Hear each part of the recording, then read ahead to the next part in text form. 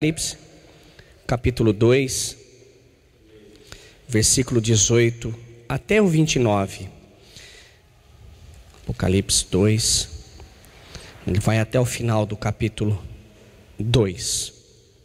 Quero fazer aqui uma breve recapitulação daquilo que já foi ministrado por mim, antes da ceia, no último domingo do mês. No último domingo do mês de junho. E nós falamos que a igreja de Tiatira, ela se localiza ali hoje na Turquia, e ela mudou o seu nome. Hoje não é mais Tiatira, mas ela tem um outro nome lá agora, e eu não me lembro agora. Eu tenho relatado aqui o nome, mas eu te falo já. Chama-se Aquisar. A cidade hoje de Tiatira, aquela região, não chama mais Tiatira, ela chama Aquisar. Fica ali na Turquia, na Ásia Menor. E Aquisar quer dizer castelo branco, Tiatira vem ali de uma tradução e significa sacrifício de trabalho. A palavra Tiatira, ela tem essa base, ela tem esse significado, sacrifício de trabalho. Eu quero ler com você novamente esse texto todo. Ela também fala de uma profetisa chamada Jezabel.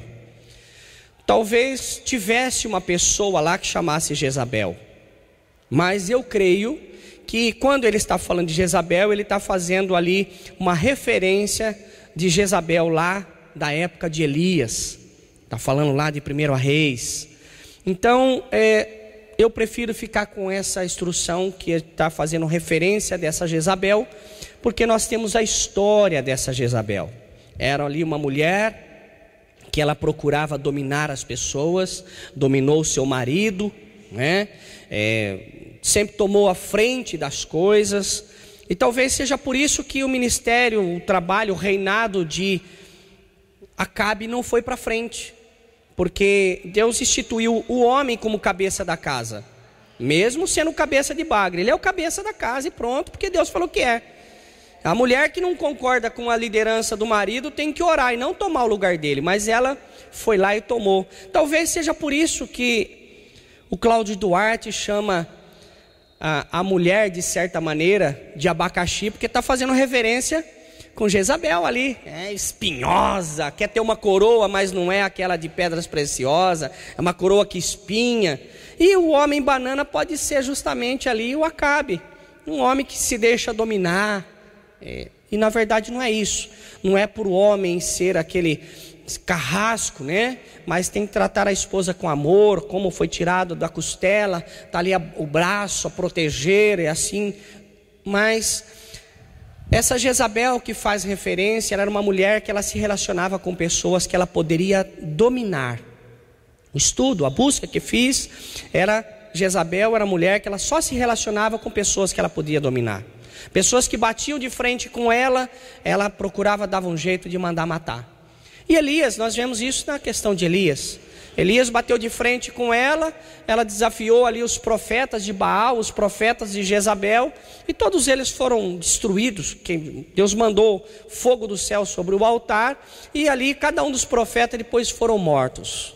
E aí Elias podia continuar batendo de frente com Jezabel, mas foi um tempo que ele profetizou a seca por mais de 3 anos, e ele se escondeu ali uma caverna, foi alimentado pela viúva. A gente aprende com isso que tem momento que a gente tem que falar e outros a gente tem que esperar o agir de Deus. Sabedoria. E essa Jezabel, é mencionada aqui no livro de Apocalipse. Eu quero ler com você novamente Apocalipse 2, 18 até o 29, só para a gente deixar registrado essa leitura. Ao anjo da igreja em Tiatira escreve: essas coisas diz o Filho de Deus, que tem os olhos como chama de fogo e os pés semelhantes ao bronze polido. Conheço as tuas obras, o teu amor, a tua fé, teu serviço, tua perseverança e as tuas últimas obras, mais numerosas do que as primeiras. Tenho, porém, contra ti o tolerares que essa mulher, Jezabel, que a si mesma se declara, profetiza. Não somente ensina, mas ainda seduza os meus servos a praticarem a prostituição e comerem coisas sacrificadas aos ídolos. Dar-lhe tempo para que se arrependesse. Ela, todavia, não quer se arrepender-se da sua prostituição. Eis que a prostro de cama, bem como em grande tribulação os que com ela adulteram. Caso não se arrependam das obras que ela incita. Matarei os seus filhos, e todas as igrejas conhecerão que eu sou aquele que sonda mentes e coração, e vos darei a cada um segundo as vossas obras. Digo, todavia, a vós outros, os demais de Tiatira, a tantos quantos não têm essa doutrina e que não conheceram, como eles dizem, as coisas profundas de Satanás, outra carga não jogarei sobre vós. Então somente conservai o que tendes até que eu venha. Ao vencedor, que guardar até o fim as minhas obras, eu lhe darei autoridade sobre as nações. E como cetro de ferro, a regerá e a reduzirá a pedaço como se fossem objetos de barro. Assim como também eu recebi de meu Pai, dar-lhe-ei ainda a estrela da manhã. Que tem ouvidos, ouça o que o Espírito Santo diz às igrejas. Senhor Deus, nesta manhã eu quero pedir, Pai, que a presença do Senhor, como diz, que o Senhor anda em meio aos castiçais. Castiçais é a igreja, e que o Senhor venha andar no meio dessa igreja cumprindo esta palavra, e que o Teu Espírito Santo, meu Deus, nesta manhã esteja visitando a cada coração e revelando, meu Pai, aquilo que os olhos não podem ouvir, aquilo que os olhos, Deus, não pode ver e o ouvido não ouvir, Pai. Deus, em nome de Jesus Cristo, que esta manhã, meu Pai, seja um marco divisor entre o dia de ontem e o futuro, meu Pai, que o Senhor tem preparado para cada um de nós. Que o Senhor venha manifestar nesse momento através da minha vida, diminuindo o meu eu, Pai, para que o Senhor possa aparecer. Aquilo que não for dito através da minha vida, que diretamente do Teu trono, aí o Senhor fale a cada coração aqui nesta manhã, em nome de Jesus. E se você quer assim, diga um amém. Amém. Meu irmão, eu estudando a segunda parte desta palavra, ele fala, que a igreja de Tiatira, o seu nome significava sacrifício de trabalho. A cidade de Tiatira estava situada no caminho entre Pérgamo e Sardes. Atualmente chama Aquisar e significa castelo branco, e fica na Turquia. Uma mulher chamada Lídia foi a primeira pessoa a ser convertida por Paulo ali na Europa. Era de Tiatira. Isso está narrado no livro de Atos, capítulo 16, versículo 14. Mas não temos mais nenhuma informação sobre esta igreja. O que sabemos dessa igreja vem das referências do que fala aqui no livro de Apocalipse. A cidade de Tiatira era conhecida pela produção de púrpura. Era uma tinta usada em tecidos, que também narra no livro de Atos, capítulo 16, versículo 14. Além de roupas, artigos de cerâmicas e bronze e mais outras coisas. Havia em Tiatira grupos organizados de artesãos e profissionais semelhantes às associações que existem hoje, sindicatos profissionais de hoje, mas com elementos religiosos que influenciaria, e esses religiosos eram pagãos, não eram cristãos, eram pagãos, não tinha nenhum relacionamento com Deus, era coisa contrária. Como as outras cidades da época, Tiatira teve seus templos e santuários religiosos, incluindo templos aos falsos deuses, Apolos, Tiramânios, Artêmios, e uma deusa chamada Diana pelos romanos, que também está narrado no livro de Atos, capítulo 19, versículo 34. Em um santuário, ali chamado Sambate. E a importância da figura feminina nos cultos religiosos de Tiatira pode ter facilitado o trabalho de Jezabel, a entrada de Jezabel, como mulher, e seduzia ali os discípulos e incentivavam a idolatria. Meu irmão, aquilo que nós permitimos entrar em nossa vida pode nos influenciar para o mal, se aquilo que permitimos é do mal, ou influenciar para o bem, se aquilo que nós permitimos se é do bem. Nós devemos nos perguntar se aquilo que nós estamos permitindo em nossa vida tem a aprovação de Deus. Meu irmão, quando não tem a aprovação de Deus, nós vamos ser responsáveis pelas consequências. Meu irmão, e quantas coisas às vezes nós não fazemos por impulso, sem pensar, e pagamos um preço? Quantas pessoas, às vezes tentando ficar rico, gastam o seu dinheiro em coisas, em jogos de azar, por exemplo. O nome já diz, jogos de azar. A possibilidade de perder também existe. Mas Deus nos proporciona uma possibilidade de ganha-ganha. Ganha ele, ganha eu. E perde o mundo. Nós devemos sempre nos perguntar, pastor, mas por que todas as vezes que você vai pregar, você pode até perguntar, você tem que ler a Bíblia, tem que navegar na Bíblia conforme eu faço. A Bíblia é o único livro que quando a gente lê, o autor se faz presente. Quando eu leio a Bíblia, o autor da Bíblia, que é o Espírito Santo, que é Jesus, é Deus, ele está aqui comigo. Então há uma necessidade de que quando eu for cultuar a Deus, for fazer qualquer coisa, fazer uma leitura da Bíblia, porque nesse momento que eu leio a Bíblia, o Senhor se aproxima de mim. E aí a palavra de Deus diz que Ele é luz. E se tem alguma coisa que não está revelada, através da luz do Senhor, vai ser revelado. E aí eu e você, nós não vamos ser enganados. Meu irmão, eu tenho orado a Deus, pedido para que o Senhor não me deixe, enganado com nada. Tenho pedido a Deus que tudo que está em oculto seja revelado. E muitas vezes, já disse aqui na igreja, profetizei aqui na igreja, que tudo que tivesse oculto aparecesse. E você que está há muito tempo comigo tem visto que tem aparecido coisas muito mais cabeludas do que o pastor Elber. Tem mostrado as coisas erradas, as coisas que estão encobertas. Não tem ficado encoberto, o Senhor tem mostrado. O Senhor tem revelado, o Senhor tem tratado. E as coisas, você tem visto, você está comigo há um bom tempo. Você tem visto que coisas que não foram consertadas, Deus revela para que seja consertado ou destruído. Quando conserta, Deus faz daquilo uma pessoa melhor. E eu lembro de Pedro. Pedro, ele estava ali soberbo. Senhor, eu estou pronto para ir aonde o Senhor quiser. Eu até morro pelo Senhor. Jesus olhou para Pedro e falou assim: Pedrão, hoje mesmo, antes que o galho cante, você me negará 3 vezes. Que isso, Senhor? Soberba. Mas precisava quebrar alguma coisa em Pedro, porque ele tinha permitido entrar na vida dele algo que não era da parte de Deus. Soberba, querendo passar para as pessoas aquilo que ele não era. Talvez Jesus, não está na palavra, mas talvez Jesus falou assim: eu vou quebrar esse Pedrão no meio. Eu vou mostrar para todos quem é esse cara.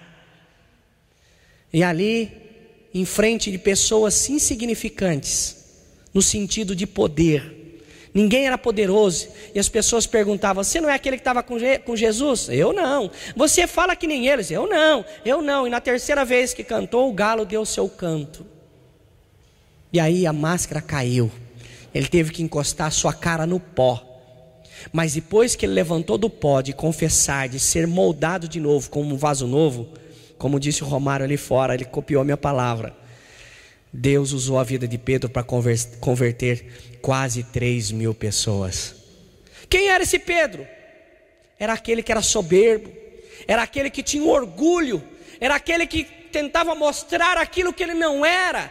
E Deus foi ali e desmascarou. Deus tirou de Pedro aquilo que estava atrapalhando de ser uma ferramenta, um instrumento de Deus. Quando fala de matarei os seus filhos, a palavra fala de matar os seus filhos. Quando no versículo 23, ele fala assim: matarei os seus filhos. Esses filhos, ele está falando que vai matar os filhos da perdição, aqueles que seguiam o ensinamento de Jezabel, o ensinamento errado. Essas pessoas Deus falava que ia matar, falou que ia matar, está aqui narrado na palavra. Porque os filhos de Abraão, filho de Davi, o que está falando? Alguém que vem de um ensinamento e segue o ensinamento. Filho do ensinamento, segue aquele ensinamento. Então fala de filhos de Abraão. Se você ler, buscar na palavra de Deus, o livro de João, capítulo 8, versículo 39, fala dos descendentes de Abraão, filhos de Abraão. Mas em João 8,44 fala que aquele que mente também se torna um filho do diabo, tem o diabo por pai. Porque segue o ensinamento desses de Deus, ou segue os ensinamentos do diabo. E o interessante, meu irmão, que a única paternidade, o único lugar que Deus fala que o diabo é pai de alguma coisa, é dono de alguma coisa, é proprietário de alguma coisa, ele fala sobre a mentira. E aí eu entendo que todo aquele que mente convida o diabo para ser pai. Todo aquele que conta uma mentirinha tem o paizinho chamado diabinho. Então nós devemos prestar atenção que é o único momento que Deus narra em sua palavra que o diabo é pai de alguma coisa, ele fala do mentiroso.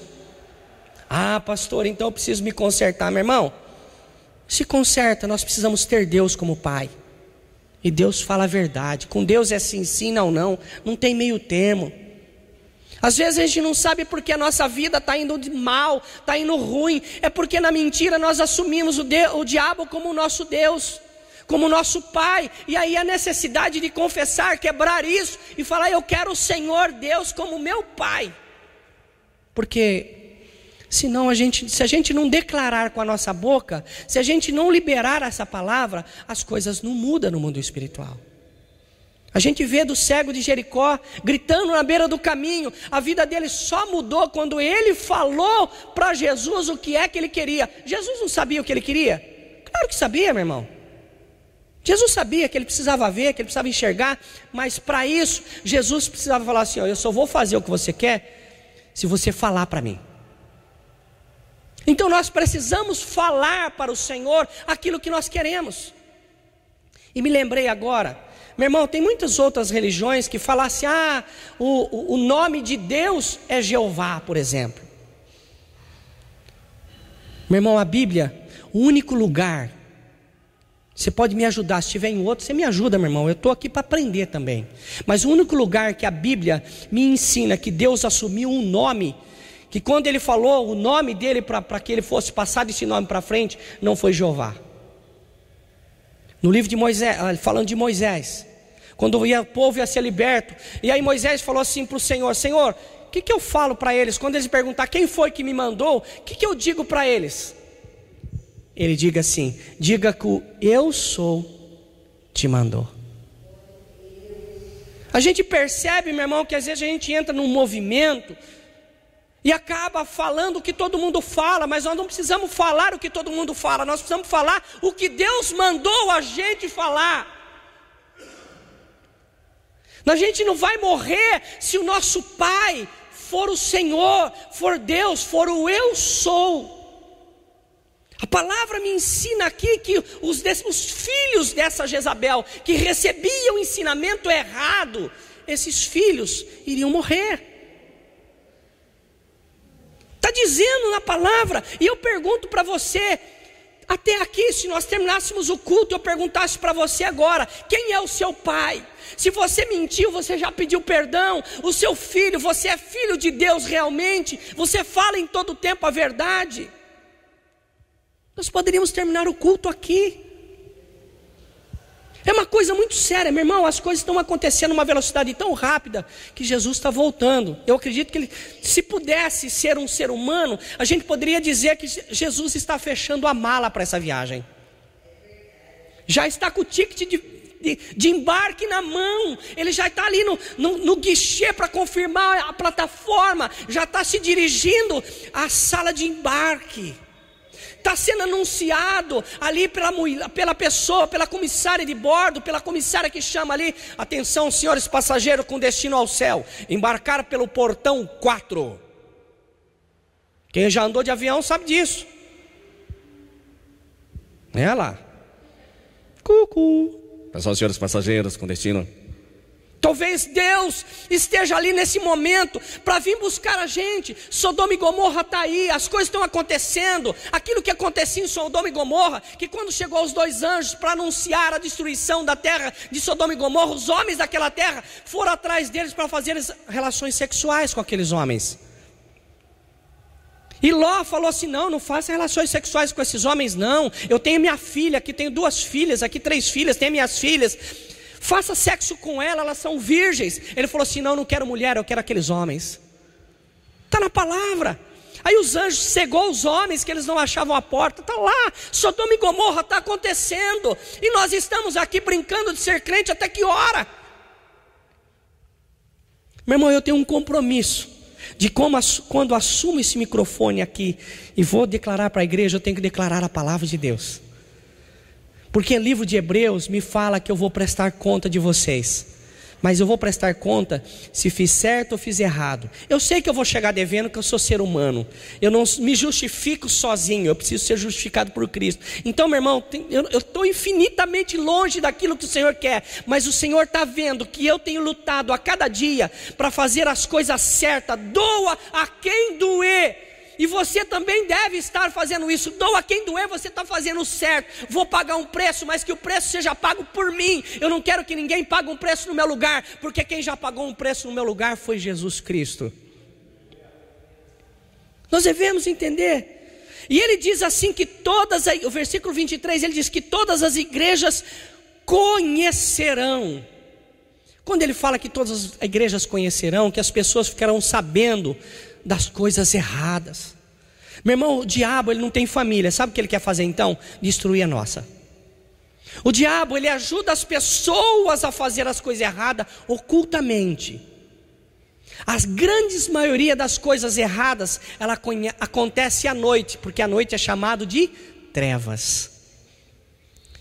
Pode ser ocultado pela escuridão, pela ausência de luz. Então ele diz que tudo vai ser colocado, todas as igrejas conhecerão, as pessoas vão conhecer. Meu irmão, já imaginou Deus de repente nesse telão aqui começa a passar a história das nossas vidas? Porque o nosso Deus, meu irmão, tudo que aconteceu errado dentro das pessoas que Ele mesmo chamou, Ele escreveu na Bíblia. Não escreveu num jornal que daqui a pouco envelhece e joga fora, mas ele escreveu na Bíblia. Salomão errou, ali foi embora com as mulheres erradas, por causa de Deus errado. Está na Bíblia narrado. Jesus chamou os discípulos, Judas traiu ele. Está na Bíblia narrado. Deus não esconde as coisas erradas, mas Ele deu oportunidade para todas essas pessoas. Nós estamos escrevendo Atos 29. Atos dos apóstolos, Atos dos mensageiros. Nós continuamos escrevendo a Bíblia ainda. Que sentido? Que quando as pessoas mencionarem, vai falar assim: o pastor Osmir, alguém que estava aqui como criança, talvez a minha neta que está ali, ela pode falar assim: o meu avô falava isso. Atos 29. Eu estou deixando um legado, uma instrução que quando as pessoas lembrar de mim, elas vão lembrar da luta ferrenha. Eu sei que é difícil fazer as coisas certas, é difícil, você vai bater de frente contra o mundo, porque quem anda no caminho certo, anda contrário do mundo, e vai trombar com o mundo, vai bater de frente com o mundo, vai encontrar o capeta, o diabo, tudo ali na caminhada, porque o diabo está indo para lá e você escolheu um caminho contrário, você se converteu, você está andando na direção contrária do rio é contra a correnteza, e é difícil, é cansativo, mas quando se chega no final dessa caminhada, você vai encontrar a fonte de água pura. Eu quero ser lembrado assim, meu irmão. Eu tenho que deixar um legado. Eu tenho que, as pessoas quando lembrar de mim, lembrar que eu fiz coisa boa.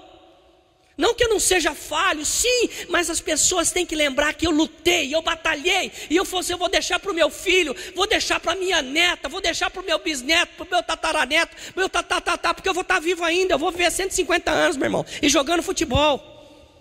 e com cabelo, em nome de Jesus.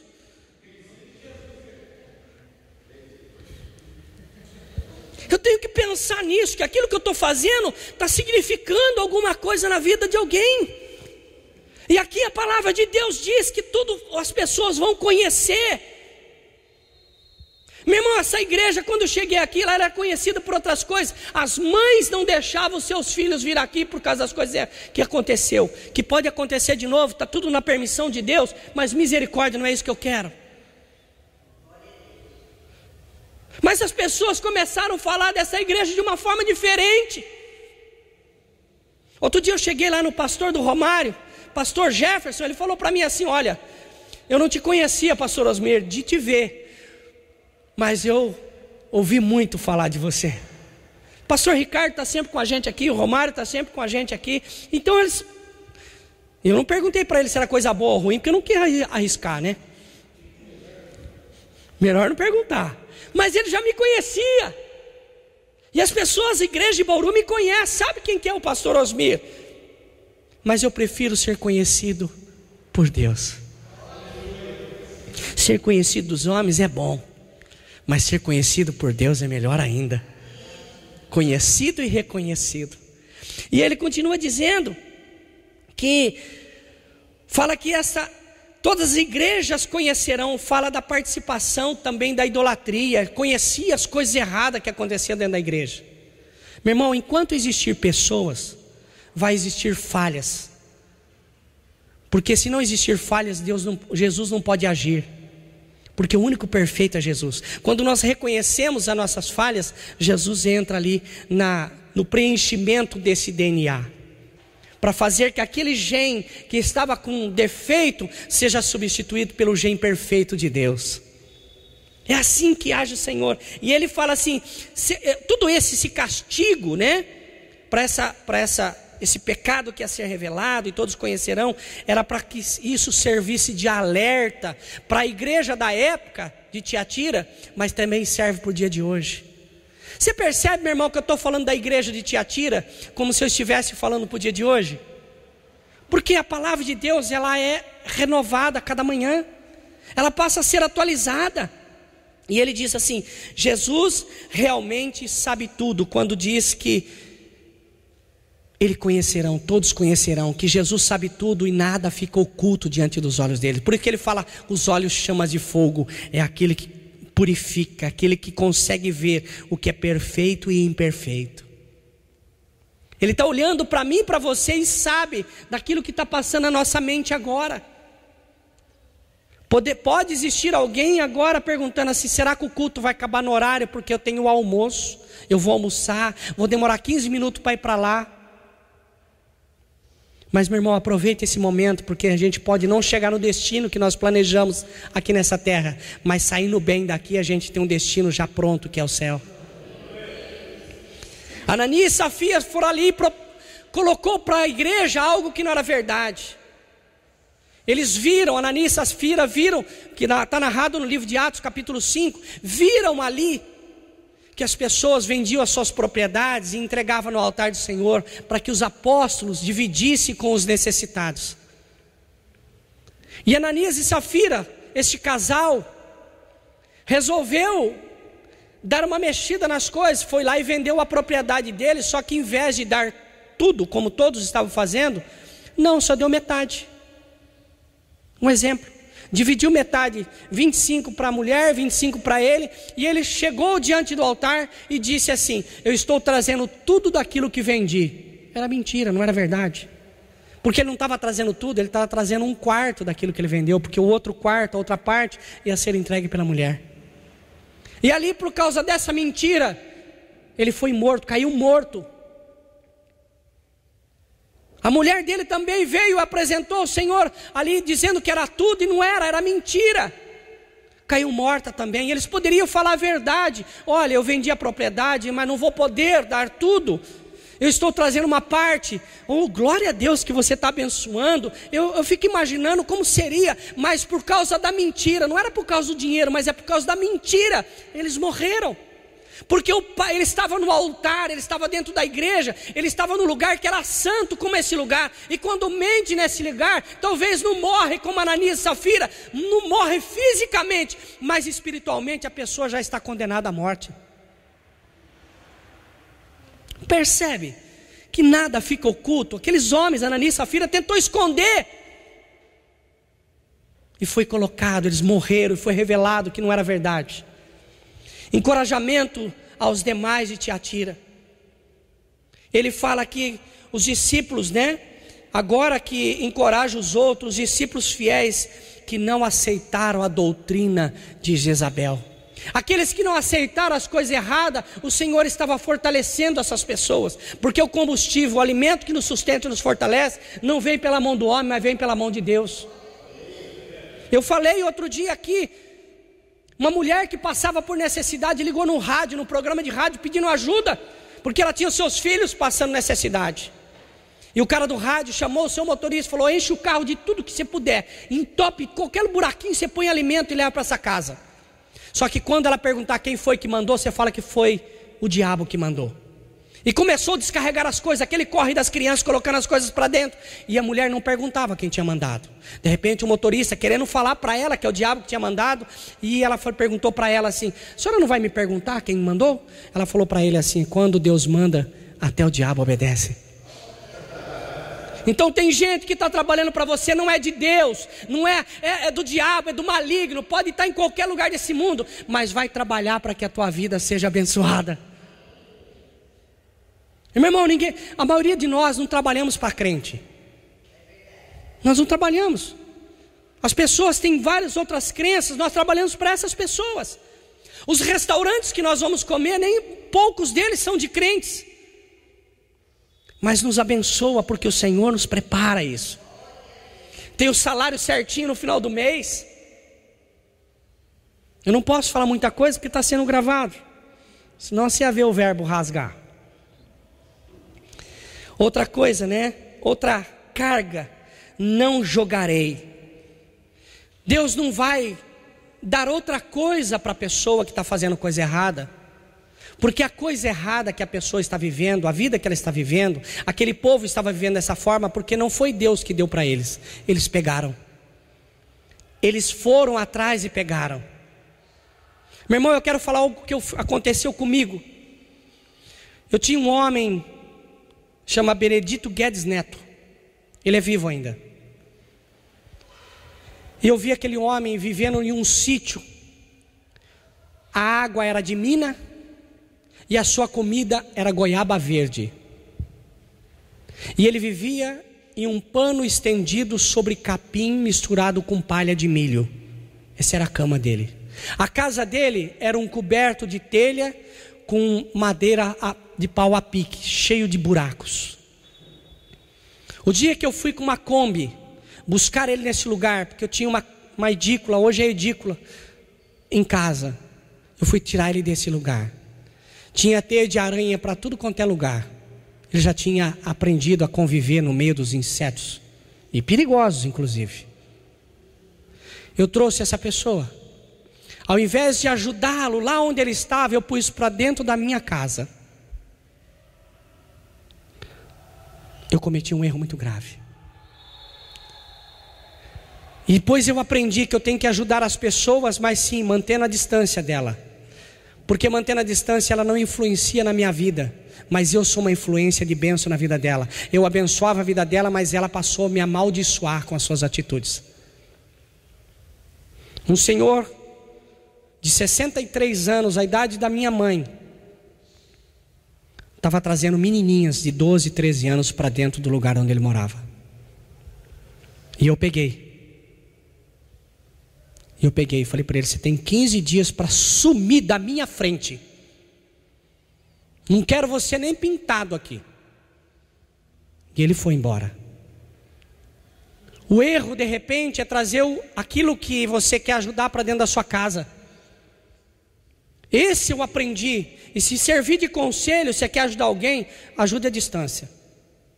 Ajude à distância. Eu tenho 2 mães. Uma é minha sogra, e essa não tem jeito, tem que estar dentro da minha casa, e vai para lá hoje. Você ri porque não é com você, né? Ajudar as pessoas, mas tomar cuidado dessa forma de ajuda. E aqui os discípulos, ele está dizendo assim, que não vai colocar uma outra carga, não vai dar outra responsabilidade, porque as escolhas que eles já fizeram é uma escolha ruim. Ao vencedor, aqueles que guardaram a palavra de Deus, Ele dará a coroa da vida. Jesus vai reconhecer as nossas obras. Aquele que guardar a palavra é um tesouro que tem que ser guardado no nosso coração, de maneira que ninguém pode tirar, tem que ser o cerne de uma árvore, o que sustenta e mantém ela em pé. O tesouro é a palavra de Deus, a autoridade sobre as nações. Que nações são essas? Que através da minha e da sua vida vai sair palavra de transformação na vida das pessoas. Palavra essa que através do meu testemunho, já viu falar do livro Sem Palavras? Existe aí o Teatro das Crianças, eu vi outro dia, o livro Sem Palavras. Ele tem significado em suas palavras, em suas páginas em brancos. Nós somos um livro que através da nossa atitude, nós mostramos quem é Cristo na nossa vida. É o legado que a gente tem que deixar também. Quantas vezes, meu irmão, eu não ando pela Batista e vejo pessoas olhando o que não deveria olhar, fazendo o que não deveria fazer. Eu fico tranquilo, sabe por quê? Porque eu tenho ensinado o que deve ser feito e dado testemunho daquilo que eu tenho pregado. Não sou perfeito, não posso assumir isso, mas Deus sabe que eu tenho lutado com todas as minhas forças. Ah, pastor, você deveria condenar aquele membro. Sabe aquela pessoa que errou lá na igreja, pastor? Você devia pegar ela, pendurar num pé de cebolinha com um fio de cabelo até ela estrebuchar. Não, meu irmão, você faria isso com seu filho? Quando o filho da gente erra, o que a gente faz? A gente mata, põe para fora. Todos vocês aqui são meus filhos espirituais. Eu amo a vida de cada um, jejuo pela vida de cada um, e a minha esperança é que todos aqueles que erram, independente do erro, possa ser consertado por Deus. Se eu jogar você para fora, não seria uma igreja, seria uma empresa. A empresa que manda o funcionário embora quando ele não serve mais. Mas a igreja é um hospital do Senhor. Quem entra por aquela porta, com certeza precisa de ajuda. Já vi muitos entrar por ali só por causa de cesta básica, e depois não voltar mais. Mas também eu fiz o que Deus mandou fazer. O tesouro é a palavra. A estrela da manhã, no livro de Apocalipse 22, 16, fala que Jesus é visto como estrela da manhã. Ele é a estrela da manhã. Sabe por que a estrela da manhã é o horário mais escuro e mais frio da noite? E aí aparece quem? A estrela da manhã. Quando nós estamos no momento mais escuro, mais sem certeza e mais frio, sem alguém que nos aquece, o Senhor aparece como a estrela da manhã. Ele vem para nos socorrer em meio à escuridão, em meio à friagem. Ele aparece ali para nos aquecer e servir de luz para nossos caminhos. Essa palavra foi ministrada lá para a igreja de Tiatira. Não parece que está sendo pregada para a igreja de hoje? Foi lá, mensagem a essa igreja de Tiatira. Entre 7 igrejas, a igreja de Tiatira era a menor das cidades, mas teve a carta maior. E eu concluo aqui, dizendo: quem tem ouvidos, ouça. Que é para nós prestarmos atenção. Quando alguém chega para falar para você e fala assim: por favor, preste atenção aqui. Todo mundo para ouvir. Agora imagina Deus falando para mim e para você prestar atenção no que Ele está falando.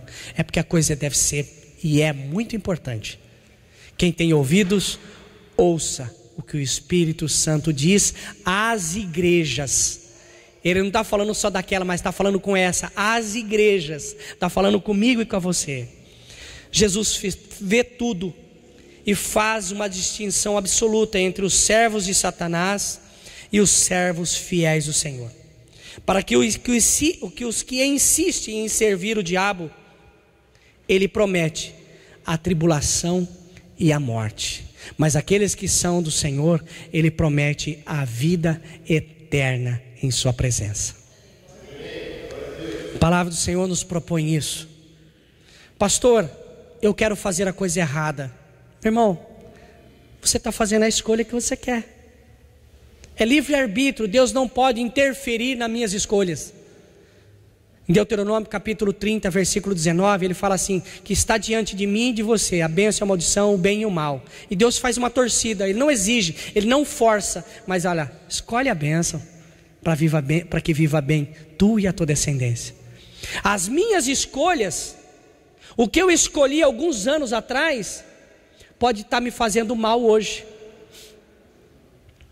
Eu e o Romário vivemos alguns anos atrás, não vou nem falar quantos anos, né, Romário? Senão o pessoal vai achar que você é velho. Mas há muitos anos atrás, por volta do ano de 84, pouquinho, 94, 2004, 30 anos, um pouquinho mais de 30 anos atrás. Você está velho, hein, Romário? Não era, não. Nós vivíamos ali perto da favela São Manuel, ali nas redondezas. O meu apelido era Banucci. Banucci era o nome de um hospital de pessoa dependente de psiquiatria. No popular, louco. Esse era o meu apelido. Você acha que eu teria vida longa se não tivesse me convertido? Não. Graças a Deus eu trouxe o Romário junto, que eu era mais velho, né, Romário? Nós estamos hoje vivendo bem, porque eu fiz uma escolha. Porque se eu tivesse mantido a escolha que eu estava lá atrás, eu tenho certeza absoluta do que eu vou falar para você. Ou estaria morto, ou estaria preso. Tenho certeza disso. Estaria morto ou preso. Mais provavelmente morto, porque que esse tamanhozão era briguento. Enquanto era no braço dava, mas depois apareceu um tal de pólvora seca, aí não dá mais. Com certeza eu estaria morto. Mas Deus me trouxe para a vida, e para uma vida que eu escolhi para ter ela eterna. E você pode fazer ela também. Então aquilo que você está vivendo hoje talvez seja uma escolha errada, ou uma escolha certa. Se você não gosta do que está colhendo, eu quero te orientar a passar a semear novas sementes para ter novas colheitas. Amém? Se coloque em pé.